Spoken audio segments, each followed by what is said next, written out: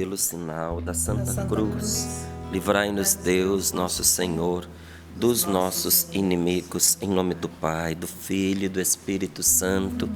Amém. Pegue a sua Bíblia, por favor, no Evangelho de São João, capítulo 8, versículos do 1 ao 11. E como essa palavra trata de uma situação de salvação, de perdão, de devolver a dignidade da pessoa, eu quero fazer um convite para você, sabendo que muitas famílias estão passando por dificuldades sérias, em vias inclusive de separação, não é?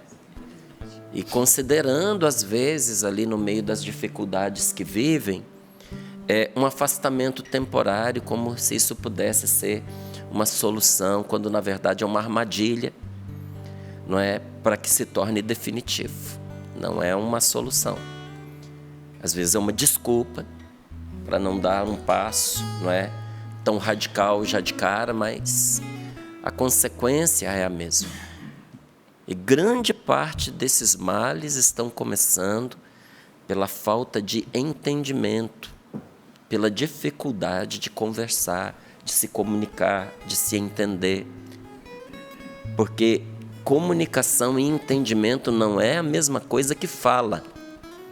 Tem gente que fala e não é compreendido, não é? Tem gente que fala, mas não consegue se exprimir. Então não pense que porque você fala, as pessoas estão compreendendo. E isso está atingindo esposa, está atingindo marido, está atingindo os filhos, está atingindo os pais. Então, se você quiser, no dia 21, olha que fácil que ficou, dia 21 às 21, né? Dia 21 às 21 horas, no meu canal aqui do Instagram, marcio.mendescn,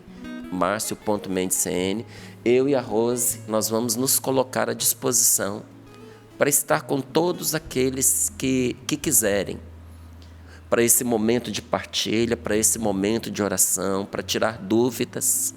A gente já tem procurado atuar aí através das caixinhas de pergunta para ajudar as pessoas. Muita gente trazendo questões delicadas e que não encontram resposta. E a gente está contente por poder ajudar e por poder responder. Então, estou convidando para que você possa se organizar. Instagram é aberto, viu, gente? Aberto, gratuito, tem que fazer inscrição, nada. Tem que seguir para você saber e chegar lá na hora, né? Marcio.mendescn, como se comunicar de maneira que funcione, né? A questão aqui, a palavra-chave aqui é funcionar. Como se comunicar de uma maneira que funcione, de uma maneira eficaz. Marido e mulher, pais e filhos. Então, no dia 21 de agosto, às 21 horas, espero você. João capítulo 8, versículos do 1 ao 11, diz assim: Jesus foi para o Monte das Oliveiras. De madrugada. Voltou ao templo e todo o povo se reuniu ao redor dele. Sentando-se, começou a ensiná-los. Os escribas e os fariseus trouxeram uma mulher apanhada em adultério. Colocando-a no meio, disseram a Jesus: Mestre, esta mulher foi flagrada cometendo adultério. Moisés, na lei, nos mandou apedrejar tais mulheres. E tu, que dizes? Eles perguntavam isso para experimentá-lo e ter motivo para acusá-lo. Mas Jesus, inclinando-se, começou a escrever no chão com o dedo. Como insistissem em perguntar, Jesus ergueu-se e disse: Quem dentre vós não tiver pecado, atire a primeira pedra. Inclinando-se de novo, continuou a escrever no chão. Ouvindo isso, foram saindo um por um, a começar pelos mais velhos. Jesus ficou sozinho com a mulher, que estava no meio, em pé. Ele levantou-se e disse: mulher, onde estão eles? Ninguém te condenou? Ele respondeu: ninguém, Senhor. Jesus então lhe disse: eu também não te condeno. Vai, e de agora em diante não peques mais. Palavra da salvação. Glória a vós, Senhor. Glória a vós, Senhor. Eu fico apaixonado por Jesus a cada dia mais. Apaixonado por Jesus, que para ajudar as pessoas, Ele se coloca por baixo. Olha que interessante, né? Por que Jesus se coloca por baixo? Porque Jesus não está ali para desafiar ninguém. Porque às vezes a pessoa faz a besteira pelo fato de ser desafiada. Talvez se Jesus tivesse ficado de pé encarando aqueles homens, eles passariam por cima da consciência deles e teriam matado aquela mulher só para responder ao desafio. E às vezes a gente quer vencer as situações na base do desaforo. Então, qual é a resposta que nós queremos? Ou até qual é a pergunta que nós podemos fazer diante dessa situação? O que você quer? O desaforo ou a solução? Não é? Porque tem gente que não quer resolver o problema, quer desaforar quem o desaforou. A pessoa, ela quer sair por cima naquela situação, quer se vingar do mal-estar que teve que enfrentar, de uma humilhação, de uma ofensa. Não aceita passar por cima do que escutou de jeito nenhum. Não, aquilo que me foi dito, eu não abro mão, não passo por cima, eu nunca vou esquecer. É o melhor caminho para você destruir qualquer relacionamento. Qualquer um. Relacionamento com seus filhos. Nunca vou esquecer aquilo que a pessoa me falou. Olha, se o relacionamento de vocês for longo, coitado de você se a pessoa nunca fosse esquecer as coisas que você disse. Porque quem fala esquece, mas quem ouve não esquece. Eu posso até dizer assim: não vou esquecer o desaforo que me disseram, mas e os desaforos que eu já disse? E as coisas que eu falei sem pensar? Gente, tem coisa que a gente nem lembra que disse, porque falou sem pensar. Mas o que a gente falou magoou quem ouviu. Como você não pode apagar o que você disse, você pode pelo menos deixar de lado o que você escutou. Porque, olha, ficar alimentando esses litígios não vai trazer vitória, êxito, alegria, paz e felicidade para ninguém. Só vai trazer destruição. E mesmo que não seja uma pessoa que você queira na sua vida, alimentar essas coisas vai trazer para você o que você não quer. Um inimigo para te vigiar, para te perseguir e para condenar a sua paz. A gente tem que olhar para Jesus. Jesus, ele foi para o Monte das Oliveiras e de madrugada voltou ao templo e todo o povo se reuniu ao redor dele. Que horas o povo se reuniu ao redor de Jesus? De madrugada. Sabe, a palavra de Deus precisa voltar a ser fundamental na vida da gente. A gente precisa entender que ela é tão importante para nós, que se o único horário que a gente tem para ter acesso a ela é de madrugada, a gente tem que se virar e ir em busca desta palavra que salva. Nem todo mundo que estava ali ouvindo Jesus estava doente. Nem todo mundo estava endemoniado, precisando de libertação, não. Mas todos os que estavam ali precisavam de uma palavra de vida.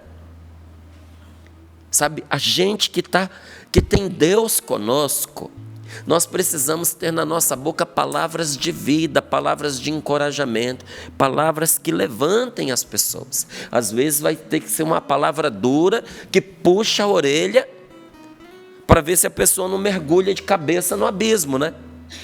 Porque às vezes você já falou tantas palavras de motivação, mas não serviram de nada para a pessoa, então você tem que dar uma puxada na orelha.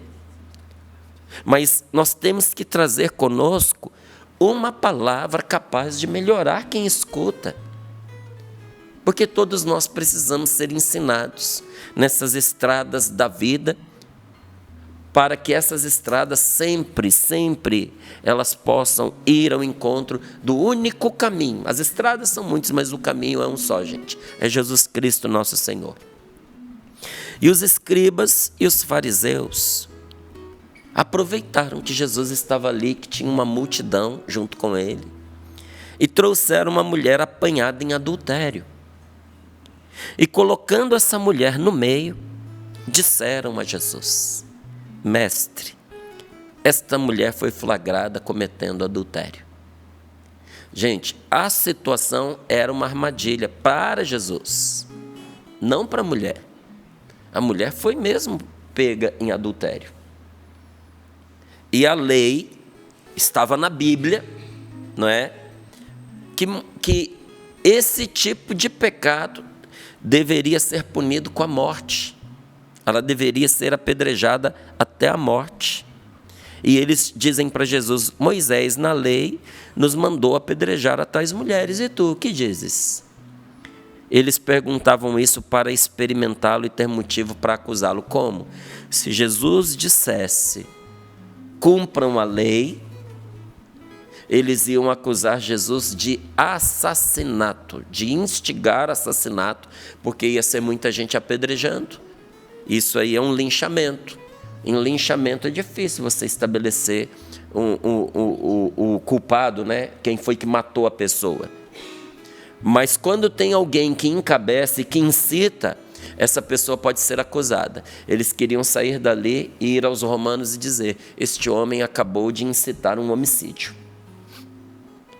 E se Jesus dissesse: não cumpram a lei, eles iam dizer: esse homem está contra a Bíblia, está contra a palavra de Deus, está contra a lei de Moisés. Esse homem está subvertendo o nosso povo, está provocando uma decadência entre nós. E esse discursozinho dele de amor, isso aí não funciona. Não pode ser um homem de Deus, porque se ele está contra a lei de Deus, ele não pode ser um homem de Deus. Eles perguntavam isso para experimentá-lo e ter motivo de acusá-lo. Mas Jesus, inclinando-se, começou a escrever no chão com o dedo, porque a situação, gente, estava perigosa demais. Estava perigosa demais. Sobretudo para aquela pobre mulher que estava ali. Então Jesus, ele não alimenta o conflito. Ele não joga gasolina no fogo, não. Ele não põe lenha na fogueira. E eu? E você? Como é que a gente trata essas situações? A gente vê que o negócio não está bom, a gente, em vez de melhorar, a gente põe também lenha na fogueira? Ou a gente tira o time de campo para a coisa melhorar? Jesus se abaixou, porque ele não queria desafiar ninguém a matar aquela mulher, porque eles iam matar. Já estava todo mundo com a pedra debaixo do manto lá. Entende? Você já viu a túnica do padre? Era igual. Você já viu que às vezes na missa o padre vem com as mãos desaparecidas? Tem um bolso naquilo ali. Debaixo da túnica, dentro daquele bolso, todo mundo já estava com uma pedra. Eles já estavam certos que eles iam matar a mulher, não é? E Jesus, sabendo disso, ele vira para eles e diz: quem dentre vós não tiver pecado, atire a primeira pedra. Quem foi que falou em pedra aqui? Jesus. Não é? Já sabia que eles estavam com a pedra. Os outros só tinham apontado a lei, não é? Mas Jesus sabia que eles estavam com as pedras. Então, inclinando-se de novo, ele continuou a escrever no chão. Deixou cada um com a própria consciência. Ouvindo isso, foram saindo um por um, a começar pelos mais velhos. Jesus ficou sozinho com a mulher que estava no meio, em pé. Ele levantou-se e disse: mulher, onde estão eles? Ninguém te condenou? Olha que engraçado, né? A pecadora em pé e o Salvador prostrado. O grande no chão, a pequena, a condenada, de pé. Talvez ali, de pé e até endurecida, com queixo duro. Vou morrer, mas não estou nem aí. Não foi eu quem simplesmente escolhi essa vida, não é?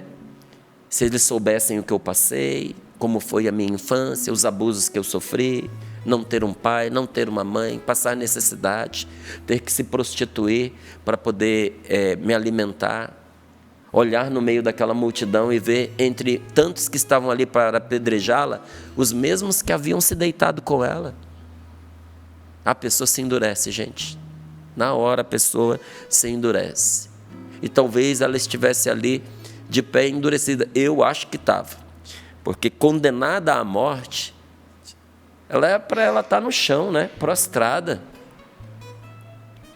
Jesus se põe por baixo. Ele levantou-se então e disse à mulher: onde estão eles? Ninguém te condenou?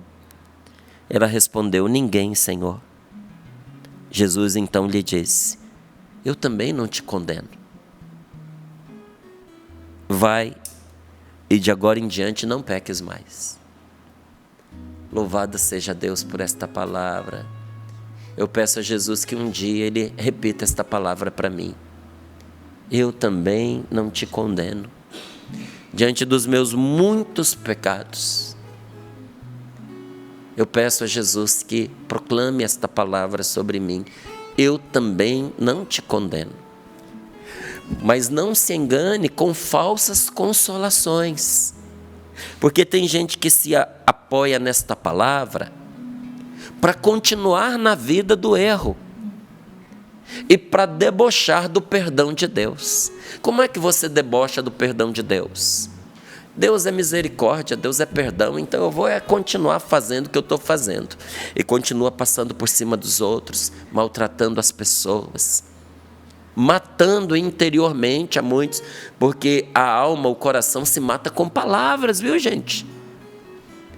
A gente acha que não matou ninguém, mas com as nossas palavras nós vamos matando a alegria na pessoa, a paz da pessoa, o desejo de viver. Você entra em certas famílias, tem gente que não tem vida, não tem brilho nos olhos. E aí você percebe, às vezes, alguém na casa é um carrasco que não usa chicote, usa palavras. Às vezes até por uma doença, mas vai matando todo mundo que está em volta. Não é à toa que às vezes quando uma pessoa se livra de uma família assim, nunca mais volta. Porque cansou de sofrer. Que comigo e com você não seja assim. Não é? E Jesus, Ele proclama: eu não te condeno. Vai e de agora em diante não peques mais. Pare com a sua vida de pecado. Pare com a sua vida de erro. Você está perdoada. E por que Jesus fala para ela não pecar mais? Pelo mesmo motivo que Ele disse àquele paralítico junto da piscina. Diz: veja que você está curado. Ele era entrevado. Do pescoço para baixo o homem não funcionava. As mãos não mexiam, os pés não mexiam. E Jesus cura aquele homem, manda ele pegar a própria padiola, a própria maca e sair dali. 38 anos, deficiente, aleijado, não só entrevado, todo atrofiado. O homem levanta, pega a própria cama e sai carregando. Não tinha como ser teatro um negócio desse. Virou um rebuliço que aconteceu. Depois, Jesus nem teve a oportunidade de conversar com ele depois do acontecido. Aí Jesus o encontra na rua e diz para ele o seguinte: vê que você está curado. Agora não peques mais para que não te aconteça coisa pior. Gente, o pecado, ele traz coisas horrorosas para a vida da gente. O pecado é uma coisa tão terrível na nossa vida, que a única salvação para nós foi Deus ter vindo pessoalmente para nos resgatar. Não foi pouco que Jesus fez. Para que eu e você pudéssemos ter a vida que Ele deu a essa mulher, a liberdade, a paz e a possibilidade de não mais pecar, Jesus veio, assumiu a nossa vida no seio da Virgem Maria, mas morreu de forma terrível e venceu a morte e ressuscitou. Jesus morto e ressuscitado é a solução de Deus para esse mundo. Por que o nosso mundo está tão perdido? Porque resolveu virar as costas para Jesus. Hoje, graças a Deus, isso provocou muitos cristãos, sabe? Muitos cristãos que estavam na penumbra, que estavam recolhidos, que estavam camuflados, estavam na moita. Perceberam que não dá para continuar em cima do muro. Estão dando a cara e estão testemunhando. Artistas estão testemunhando. Esses dias eu passava ali na internet e vi um testemunho do Bono, que é o vocalista daquele grupo U2, que eu gosto, sempre gostei, desde criança, por causa das letras. Não é? Tem uma música deles que eles gravaram dentro da igreja, que ela é maravilhosa. But still haven't found what I'm looking for. Meu Deus, que música espetacular. Aquela música é uma oração. Quantas vezes ali, ouvindo aquela música, eu me arrepiava e eu não sabia que Deus estava naquela música. E uma banda secular. E aí, entrevistado, ele dizia: eu acredito em milagres, eu acredito em Jesus Cristo, eu acredito que Ele ressuscitou. Tem tanta gente aí se acovardando com medo de pagar o preço do seu sucesso, ter que entregar o sucesso porque confessou Jesus, quando na verdade o verdadeiro sucesso é você assumir quem você é de verdade, você não se trair e muito menos trair o seu Senhor. Graças a Deus tem muita gente hoje entendendo que não dá mais para ficar no meio do caminho, em cima do muro, e está dizendo: eu sou de Cristo, eu pertenço a Jesus. Porque estamos vendo o que acontece com o mundo que vira as costas para Deus. Eu não achei de verdade que eu fosse viver para ver tanta decadência. Que na época que eu era criança, não tem tanto tempo assim. As coisas não eram santinhas. Mas, gente, não era essa pendenga que está aí, não. Entende? Nossa! Olha, beijar na boca, na época que a gente tinha ali 9, 10, 11 anos, isso era um sonho, era uma coisa assim tão distante, sabe? Nossa, a gente sonhava por causa dessas novelas. Que foi botando dentro de casa esse erotismo em crianças daquela idade que a gente tinha. Mas isso era uma coisa, e era bonito, sabe? Mesmo entre os meninos. Era uma coisa pura, era uma coisa apaixonada, era um namorozinho. Hoje em dia, na mesma idade, não vou dizer no que pensam, não. Mas não é no beijinho, não. E já começa cedo nas nossas crianças. Você imaginou que você ia viver para ver a perversão sexual que existe nos nossos dias? Você não se pergunta o que foi que causou isso? Você imaginou que nós seríamos testemunhas de corrupções assim como nunca existiu antes na face da terra, de tão extraordinárias que se mostraram? Você imaginou que você fosse viver para ver o ser humano desprezar tanto a vida? A realidade do aborto, gente, sempre existiu. Sempre existiu.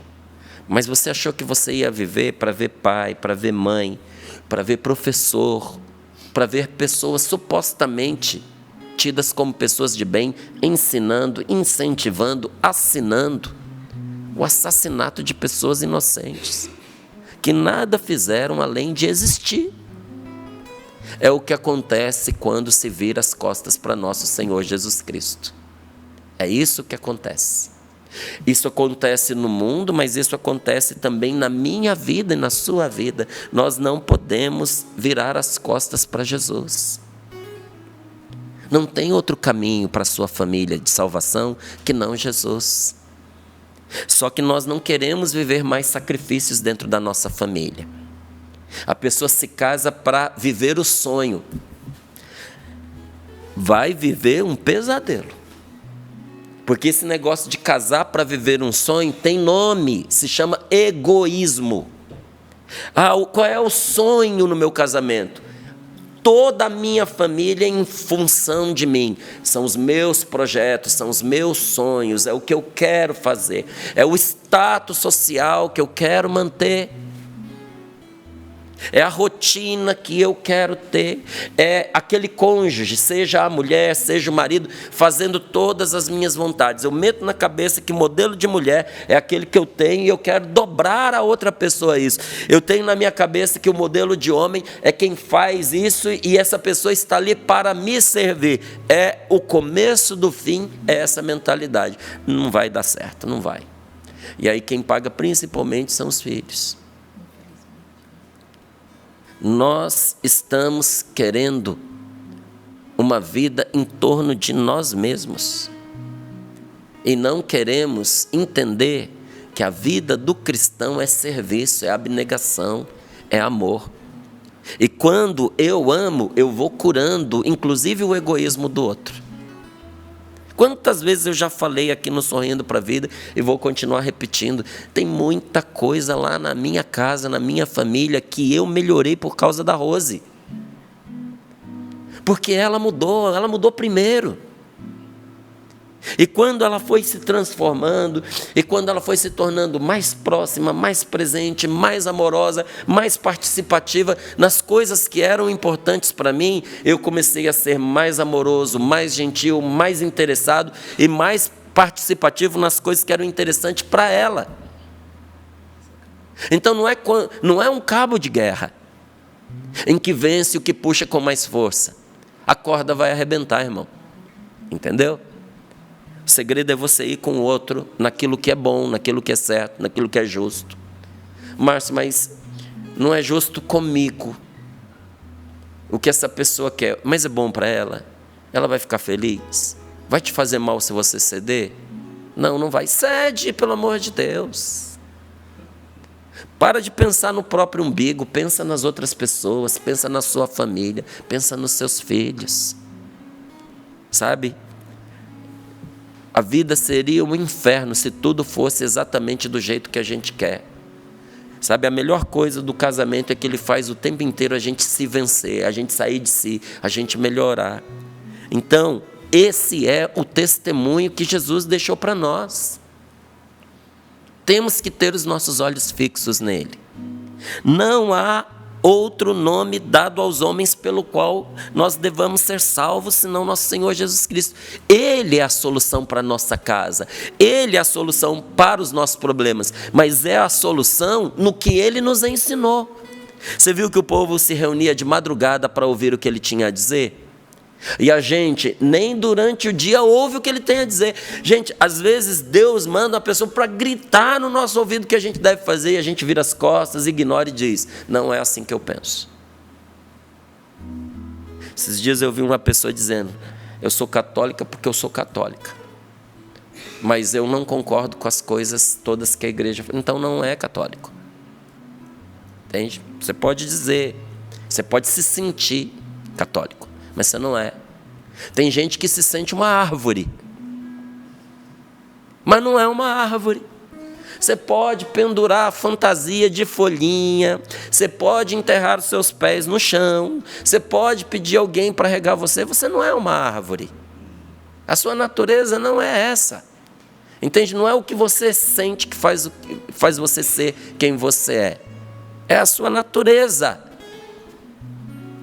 Gente, ser católico é viver conforme o que nosso Senhor Jesus Cristo nos aponta como caminho. Não, eu sou católico, mas eu não valorizo essa questão da castidade, não. Então você não é católico, você não é cristão. Você tem uma lei, um regulamento próprio. Como é que se chama? Como é que você se chama? Põe seu nome na religião que você está montando. Entende? Porque a religião cristianismo é aquela que traz consigo os ensinamentos de Jesus. Agora a gente diz que é de Cristo, mas só na medida da nossa conveniência. Eu sou de Cristo, mas Jesus foi muito radical aqui. Então faz o que você acha que não é radical. Mas lá na frente você espera para ver o fruto que você vai colher.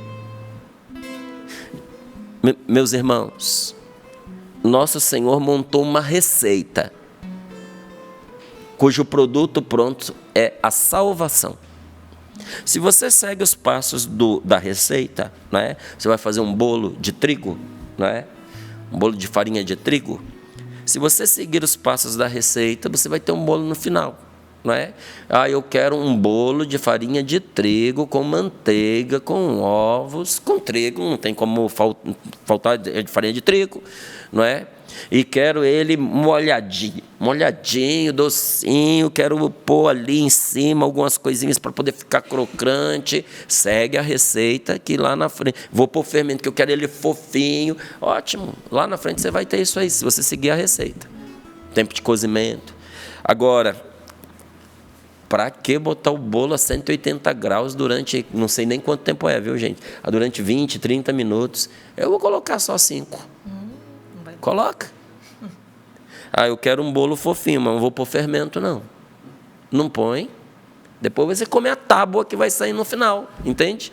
Agora as pessoas, elas querem experimentar uma vida de felicidade, de alegria, de paz, uma vida salva, mas sem fazer o que o Salvador disse que traz a vida salva. Gente, Jesus não nos salva fazendo mágica. Ele veio nos salvar, nos dando a força e a sabedoria para fazer aquilo que nos leva à salvação. Jesus é o único capaz de tirar o pecado desse mundo. Jesus é o único capaz de vencer a Satanás.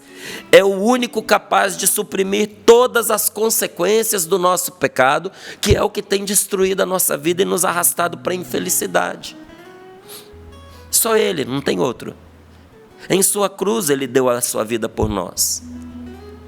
Mas na sua ressurreição, Ele deu a sua vida a nós. Eu estou muito animado, eu estou muito feliz, eu estou muito contente com esse acampamento de oração Sorrindo para a Vida, que tem como tema Enchei-vos do Espírito de Deus. Gente, só sabe o que é quem experimentou. Não é um nome bonito, é uma experiência de poder. Sabe quando algo pega na gente que faz cair de nós os parasitas que nos sugam? Sabe, tem remédio que você bate no cachorro, cai os carrapatos e caem as pulgas. Outro dia eu vi uma cobra com carrapato. Você já sabia que tem? Você nem via a cobra de tanto carrapato que tinha nela. Ela ia morrer. Mas bate-se o veneno e todos eles caem. Tem gente que está igualzinho àquela cobra. É tanta coisa pendurada, sugando a vida da pessoa, que ela está morrendo, ela está secando. E quando a pessoa é cheia do Espírito Santo, o mal solta dela, porque ele não consegue ficar com ela. Enchei-vos do Espírito de Deus. Quando Jesus ressuscitou, Ele ressuscitou para dar a sua vida a nós. Ele deu essa vida a nós. Nós podemos já, agora, experimentar essa vida como primícias, mas nós já podemos experimentar. Na cruz de Jesus morreu o nosso pecado. Mas na sua ressurreição, Ele nos encheu de uma vida abundante para que nós vivamos aqui como filhos de Deus. Então, há 2000 anos, Jesus, Ele nos salvou por sua morte e ressurreição. Há 2000 anos. Ele é a única e a verdadeira esperança para o homem, para a mulher e para este mundo. Ele é a nossa tábua de salvação. Ele é o nosso salva-vidas. Se você não se agarrar com Ele, você vai afundar. A sua família vai afundar. Está na hora de você voltar para Deus. Está na hora, antes que não tenha mais jeito. É Ele sim a tábua de salvação. Nossa, mas sendo muito incisivo. Estou pouco. Tá leve. Deveria ser muito mais. Porque quando se trata da salvação da gente, meus queridos, todo aviso é pouco. Jesus, Ele já fez tudo o que era preciso em nosso favor, sabe? Tudo. A sua salvação está à nossa disposição. É para nós, é para mim, é para você e é para hoje. É para agora e é para cada um de nós. Não pense que a salvação de nosso Senhor ficou lá atrás, há 2000 anos. Não ficou. Ele é o mesmo ontem, hoje e sempre. Ele ganhou a vitória sobre o pecado e sobre todo o mal deste mundo. Mas se Ele já nos deu todo esse bem, se Ele já nos deu toda a graça, por que nós não experimentamos todos os frutos dessa salvação na nossa vida e no mundo? É porque apesar de Jesus Ele ter nos salvo, e de já nos ter dado uma vida nova, isso pouco nos aproveita se nós não aceitarmos e recebermos o que Ele já conquistou para nós. Eu preciso tomar posse disso. E sabe quando é que a gente toma posse? A gente toma, nem é quando, é como. Sabe como é que a gente toma posse? É pela fé, fazendo valer para nós aquilo que Ele conquistou. Falta para quem não experimenta aceitar.